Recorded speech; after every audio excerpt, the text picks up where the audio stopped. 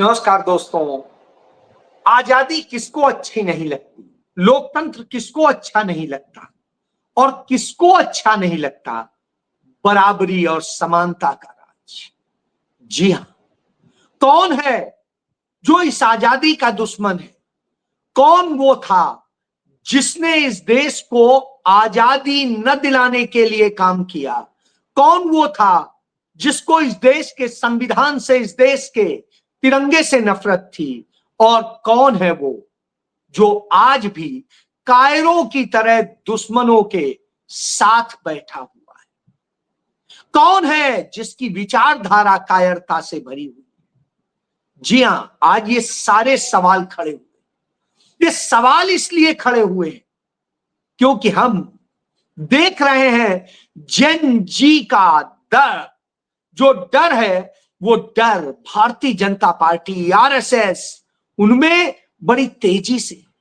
तो डर किसे लगता है जो गलत होता है? डर किसे लगता है जो चोर होता है? डर किसे लगता है जिसने दूसरे का हक मारा होता है? डर किसको लगता है जिसने अकूत दूसरों के हक मारकर संपत्तियां जुटाई होती है? यह डर उसे लगता है जो वास्तव में जन्मजात डरपोक होता है। जी हां, ये प्राकृतिक सत्य है। इन सारे सत्य के साथ बात करूंगा। इस देश में जब लोकतंत्र के लिए, इस देश की आजादी के लिए लड़ाई लड़ी जा रही थी तो कौन लड़ रहा था? राहुल गांधी ने इसका बेहतरीन जवाब दिया कि हम देश की आजादी के लड़ाई के वक्त सिर्फ अंग्रेजों से नहीं लड़ रहे थे, हम आरएसएस की विचारधारा से भी लड़ रहे थे, मुस्लिम लीग की विचारधारा से भी लड़ रहे थे, और हम लड़ रहे थे उस हर विचारधारा से जो वाद करती है, चाहे वो जातिवाद हो, चाहे वह धर्मवाद हो, या वो क्षेत्रवाद हो, वो लिंगवाद हो, या वो कथित राष्ट्रवाद हो। तो इसलिए उनको उनसे भी लड़ना पड़ रहा था, क्योंकि ये सारे लोग थे जो वो छीनना चाहते। कुछ एक जाति को देना चाहते थे, कुछ एक धर्म को देना चाहते थे, कुछ एक क्षेत्र में सब सिमटा देना चाहते थे, और कुछ सिर्फ कुछ लिंग के लोगों को देना चाहते। लेकिन गांधी और नेहरू की विचारधारा ने इस देश को जो दिया उसमें सबको दिया, बराबर का हक दिया। यही वजह थी आजादी का जब बिगुल बजा और भारत का संविधान बनाने के लिए दिसंबर 1946 में पहली बैठक हुई, और उसमें तब तमाम सारे वो लोग सदस्य नहीं थे जिनका एक योगदान भी है और नहीं भी है। तब पंडित जवाहरलाल नेहरू ने कहा था, हम वह संविधान लाना चाहते हैं जो संविधान सभी को बराबरी का हक दे, और वंचित समाज को, गरीब समाज को, दलित समाज को, आदिवासी समाज को, अल्पसंख्यक समाज को के आंसू पोछे उन्हें संरक्षा दे।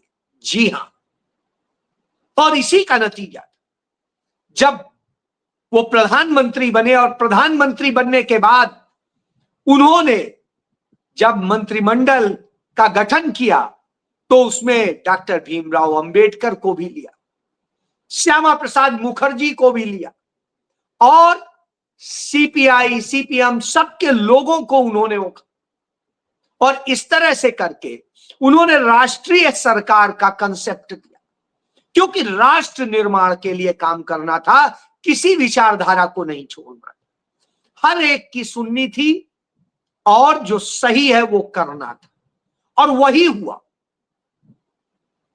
डॉक्टर भीमराव अंबेडकर को संविधान सभा का प्रमुख बनाया गया, उसकी प्रारूप समिति का, और जब उन्हें प्रारूप समिति का अध्यक्ष बनाया गया तो बहुत सारे लोगों के पेट में तकलीफ हो गई थी। जी हां, जब हम आपसे बात कर रहे हैं, अपना भगवा फहरा चुकी है आरएसएस कि 100 साल पूरे कर लिए। जहां वो 100 साल पूरे करने की बात करते हैं, उससे चंद दूरी पर ही डॉक्टर भीमराव अंबेडकर का वह स्मारक भी है, जहां वह भी जगह है जो एक विचारधारा को खड़ा करती है, वह विचारधारा जो संविधान को सर्वोपरि मानती है। यहां मनुष्य संहिता को सबसे बड़ा माना जाता है। यह बात मैं नहीं कहता हूं, यह बात आरएसएस के सरसंघ चालक एमएस गोलवालकर ने कही थी, और उन्होंने कही थी कि क्यों नहीं इसमें मनु संहिता है, क्यों नहीं इसमें भगवा है, इसलिए हम इसका विरोध करते हैं। और उनके लोगों ने रामलीला मैदान में संविधान भी जलाया, तिरंगा भी जलाया, नेहरू और अंबेडकर की प्रतिमा भी जलाई। जी हां, उनके पुतले जलाए। यह किया था। यही इसीलिए राहुल गांधी ने कहा कि लड़ाई सिर्फ अंग्रेजों से नहीं थी, लड़ाई उस विचारधारा से थी। क्योंकि जो मुस्लिम लीग आज पाकिस्तान में है, उस मुस्लिम लीग के साथ मिलकर के देश के 3 राज्यों बंगाल, सिंध और सीमांत प्रांत में, यानी उत्तर पश्चिम के क्षेत्र में, उस सीमांत प्रांत में 3 जगह सरकारें चला रहे थे आरएसएस, हिंदू महासभा और मुस्लिम लीग मिलकर। आरएसएस बहाना देती है हम तो कहीं थे नहीं, तो आरएसएस आज भी कहती है बीजेपी से हमारा क्या लेना, हमारा बजरंग दल से क्या लेना देना, हमारा विश्व हिंदू परिषद से क्या लेना देना, हमारा दुर्गा वाहिनी से क्या लेना देना, हमारा इससे क्या लेना।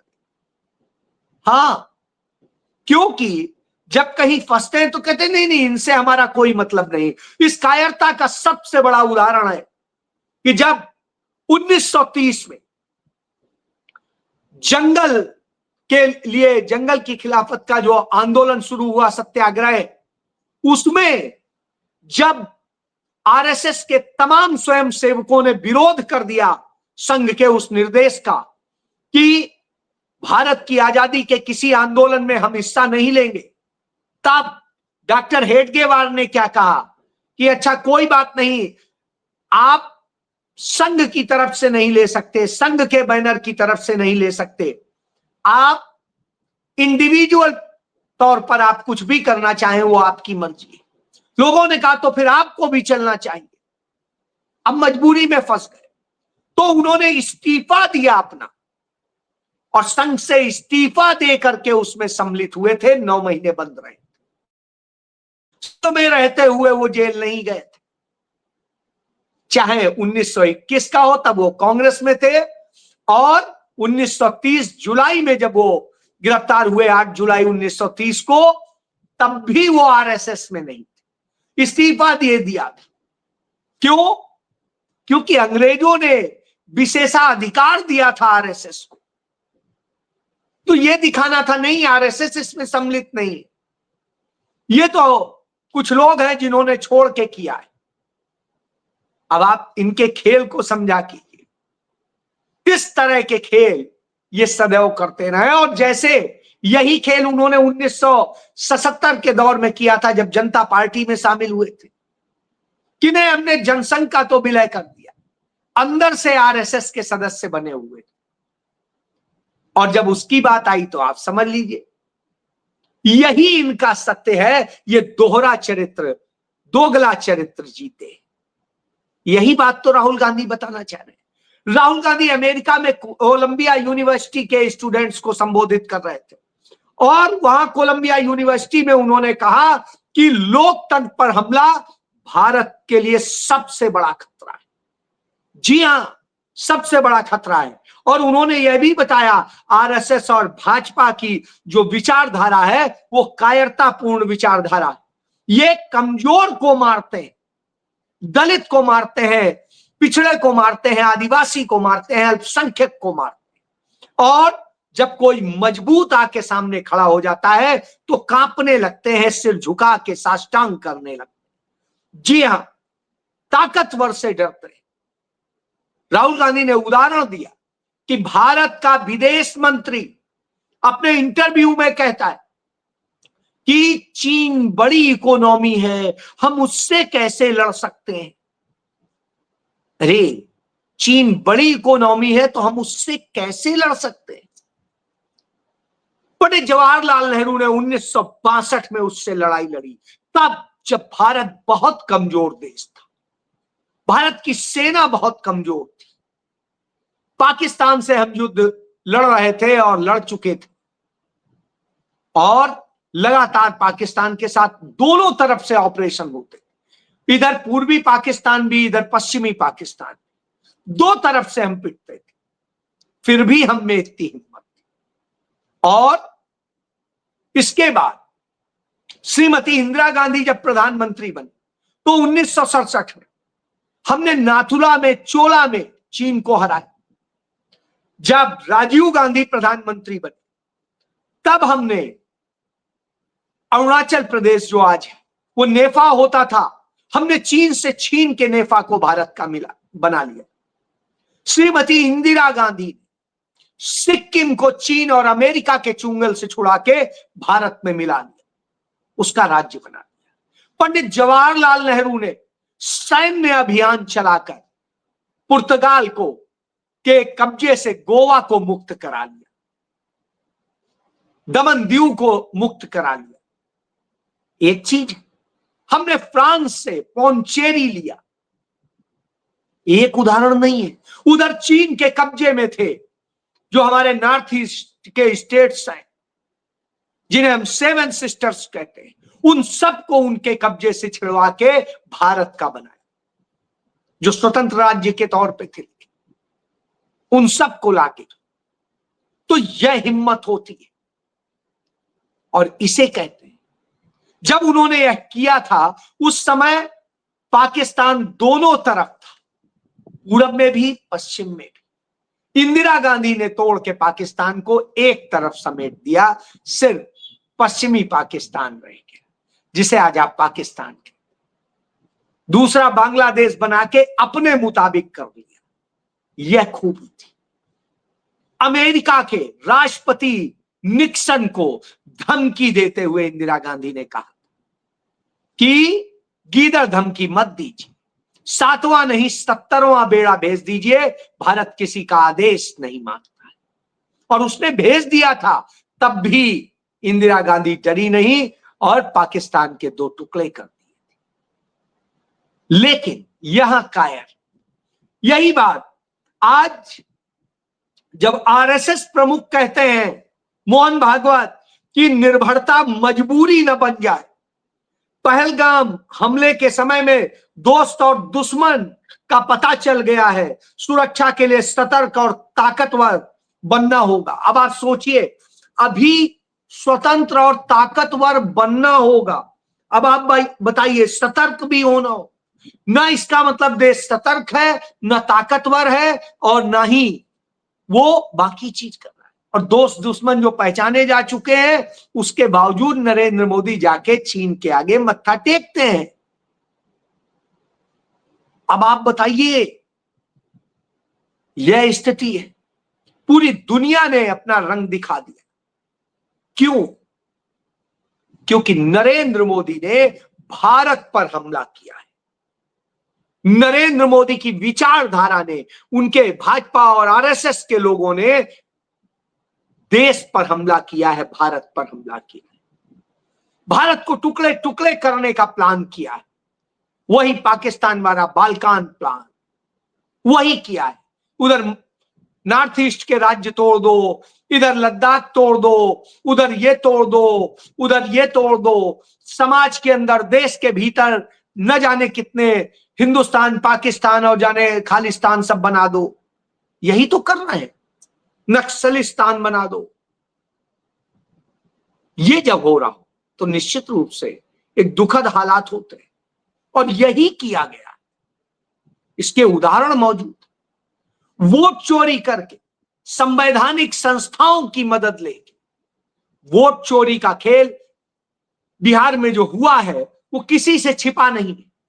अब जो SIR होके फाइनल डेटा भी आया है, उसमें भी आ रहा है कि किस तरीके से सीमांचल के जिलों में कैसे कैसे जो कम पढ़े लिखे लोग हैं उनके कैसे वोट काटे गए हैं और किस तरीके से उन्हें भारत की नागरिकता से वंचित करने का काम किया गया। करीब 70 लाख लोगों के वोट कट गए और जो जोड़े गए हैं 21 लाख से अधिक लोगों के नाम, वो कौन है उसका डेटा ही नहीं दिया गया है, स्पष्ट ही नहीं। इस तरह से करके चुनाव आयोग ने फिर से वही खेल किया जो उसने महाराष्ट्र में किया, जो हरियाणा में किया, या मध्य प्रदेश में किया, या और दूसरे राज्यों में किया हो। तमाम जगह के खेल एक्सपोज हो रहे हैं। तो ये लोकतंत्र पर हमला है और लोकतांत्रिक व्यवस्था के तहत संविधान से बनी संवैधानिक संस्थाओं पर RSS की विचारधारा का कब्जा करा के यह किया जा रहा है। इसीलिए राहुल गांधी ने कहा हम सिर्फ अंग्रेजों से नहीं, RSS की विचारधारा से भी लड़ रहे हैं। जिस तरह से वह विचारधारा आज देश के तमाम शिक्षण संस्थाओं पर कब्जा कर चुकी है, JNU से जैसे प्रतिष्ठित संस्थान, IIT, IIM से लेके तमाम संस्थानों पर कब्जा कर चुकी है। और जिस तरीके से RSS ने इस देश को कुचला है वह चिंताजनक, इस देश के लिए दर्दनाक, इसलिए देश के लिए दर्दनाक है कि कैसे नरेंद्र मोदी और उनकी सरकार इस देश के युवाओं के लोकतांत्रिक अधिकार छीन रही है, बोलने की आजादी छीनी जा रही है, खाने की आजादी छीनी जा रही है, पहनने की आजादी छीनी जा रही है और आजादी छीनी जा रही है आपके जीने की। जी हां, आजादी का महत्व उन्हीं के लिए था जो गरीब था, दलित था, पिछड़ा था, आदिवासी था, अल्पसंख्यक था, महिलाएं थी, गरीब वर्ग था, भूमिहीन था। उनके लिए आजादी का मतलब था क्योंकि उनको दबाकर, कुचल कर रखा गया था, उन्हें 2 एवं तीसरे दर्जे का व्यक्ति बना के रखा गया था और चंद लोगों के हाथ में सत्ता थी और वही वो चाहते थे। उसी को ब्राह्मणवाद कहते हैं। ब्राह्मणवाद किसी जाति से नहीं होता, ठाकुर का कुआं कि पानी जो है सब कुछ है लेकिन है ठाकुर का, वही स्थिति है। डंडा लेके खड़े थे कि नहीं ऐसे नहीं, ऐसे चले, और इस तरह से किया जाता।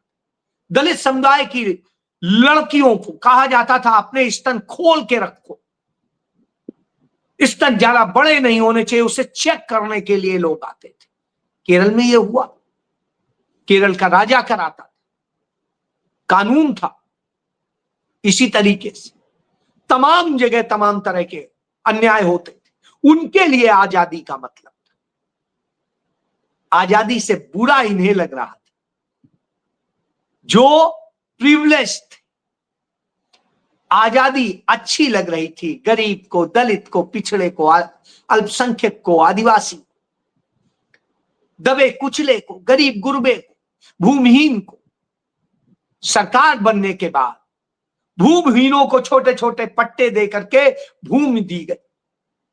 राजे रजवाड़ों की जब जमीनें और सब कुछ जब्त किया गया, उन्हें बुरा लग रहा था आजादी, उन्हें बुरा लग रहा था जिनकी बैंकें छीनी जा रही थी, जिनकी इंश्योरेंस कंपनियां छीनी जा रही थी, जिनकी तमाम भारी भरकम संपत्तियां छीन रही थी और वो गरीबों के हाथ में जा रही थी, दलितों के हाथ में जा रही थी, अछूत बना के जिन्हें रखा था उनके हाथ जा रही थी।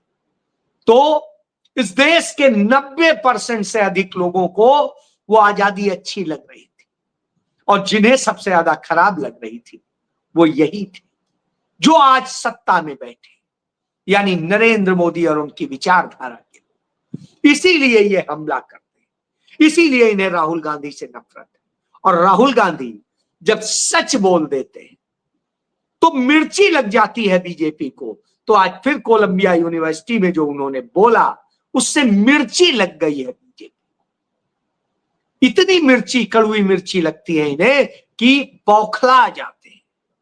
वैसे तो कहते हैं राहुल गांधी बालक बुद्धि।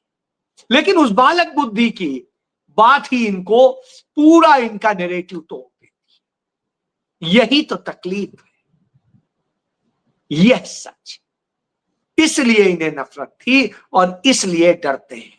और यही वजह है जन जी से डर गए। मोहन भागवत कहने लगे जन जी को साधारण तरीके से काम करना चाहिए, हक लेना चाहिए, ना कि उस तरह से उग्र होना चाहिए।